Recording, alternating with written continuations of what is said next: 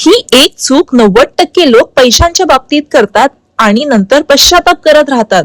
The richest man in Babylon या पुस्तकात एक खूप रंजक गोष्ट सांगितली आहे. एका माणसाने अनेक वर्षे मेहनत करून पैसे साठवले, पण एक दिवस कोणीतरी त्याला सांगितलं, हे पैसे मला दे, मी ते खूप वाढवून देतो. आणि त्याने विश्वास ठेवला. परिणाम काय झाला? त्याचे सगळे पैसे गेले, कारण ज्याच्याकडे त्याने पैसे दिले त्याला त्या कामाचं ज्ञानच नव्हतं. आता थोडा विचार करा, तुम्ही असतात तर काय केलं असतं? आजही लोक फक्त कोणीतरी सांगितलं म्हणून पैसे गुंतवतात, पण लेखक म्हणतो पैसे गमावण्यामागे नशीब कारण नसतं, एक वेगळीच गोष्ट कारणीभूत असते. ती कोणती?